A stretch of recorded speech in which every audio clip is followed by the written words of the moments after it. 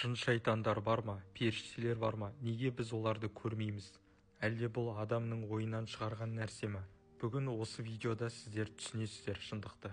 Қарапайым емес, ғылыми дәлелдерді де көрсететін боламын.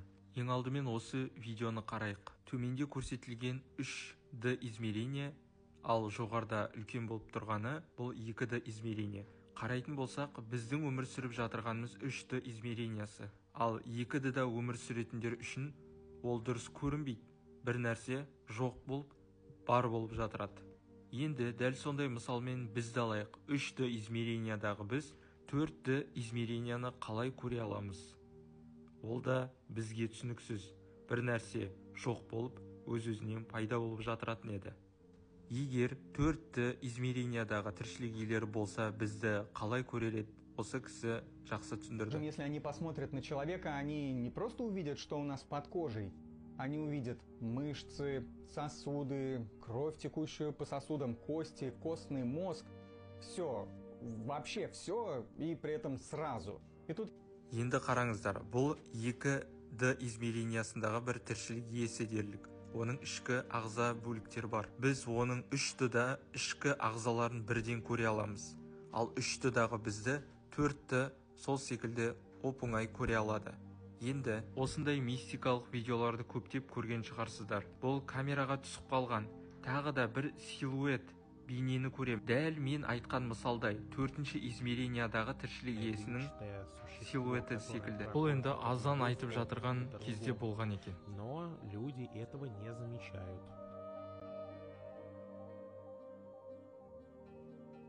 Енді осы келтірген мысал сіздерге түсінікті болды ма? Демек, 4-ші измерениядағы тіршілік иесі болса, бізге ол силуэт секілді жоқ болып, бар болып көрінер еді. Толық біз оны көре алмаймыз. Если бы четырехмерные сущности могли взаимодействовать с нашей Вселенной, то они были бы подобны богам. Проникали бы куда угодно, за любые барьеры. Невероятно быстро перемещались из одного места в другое, телепортировали бы предметы из одной точки в другую. Правда, не мгновенно, ведь по 4-му измерению тоже еще нужно этот предмет передвинуть. Но они бы исчезали в одном месте и появлялись в другом. Демек, онда якобы телепортация секілді болады. Сүлеймен пайғамбар кезінде жынның айтқаны осыған сәйкес келеді негізі. Және мұнда ерекше ілім иесі туралы айтылған. Сондай-ақ біздің дінімізде мұғжиза және карамат деген де бар. Если они посмотрят на человека, они не просто увидят, что у нас под кожей. Они увидят мышцы, сосуды, кровь, текущую по сосудам. Сонымен 4-ші өлшемдік кеңістік, 4-ші измерения негізі дәлелденген теория. Эйнштейннің теориясы бойынша бұнда 4-ші кеңістік уақыт ретінде қарастырылған екен. Қыр кітабы табылған дейді. Яғни осы жын шайтанмен байланысты. Сіздерге шынымды айтайын, мен өмірімде көргенмін ондай кітапты. Және қарап та көрдім.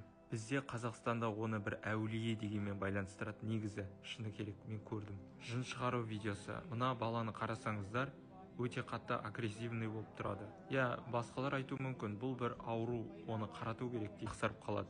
Және кәдімгідей біреу ішіне кіріп шыққан секілді. Өтірік деулеріңіз мүмкін бұны, бірақ бұлар шынымен де ата-анасы секілді. Бұлай аңғырып кеткен жын шығару дегендерді бұрын соңды көрмеп едім. Бұлай видеолардан көретін едім. Енді шынайы жын кіргенді көрдім.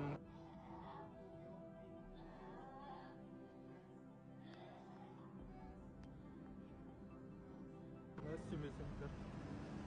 Осы енді бір ауру не деп айтатын болсаңыздар, кәдімгідей дауыс шықты қатты. Басында түсінбедім, потом Құран оқылды бірнеше рет.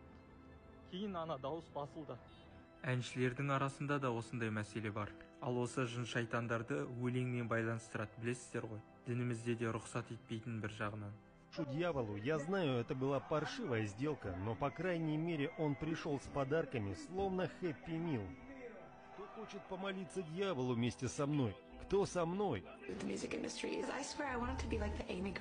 Мен түсінбеймін, әншілерге не пайда шайтанға жанымды саттым деп өтірік ойдан құрастырып айтудан. Әлде бұл жай ғана сәйкестік пе сіздер ойлайтындай? Как что-то в меня вошло. I made a bargain with it, a long time ago, and holding up my end What was your bargain? to get where I am now. Should I ask who you made the bargain with? with the chief commander.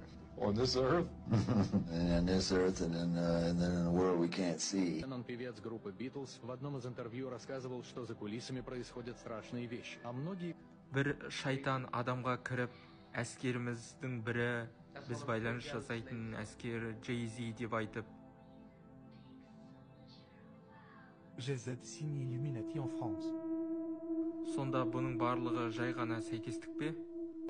На самом верху, где демонически молятся над музыкальными альбомами, над музыкой демонически, а потом эта музыка распространяется по миру, крутится на радиостанциях, выходит на публику. Мен осы байқайым, түс көрем. Түсте күн батып жатырған кездегі шөл дала секілді. Білмеймін, қасымда біреулер жүреді сол кезде.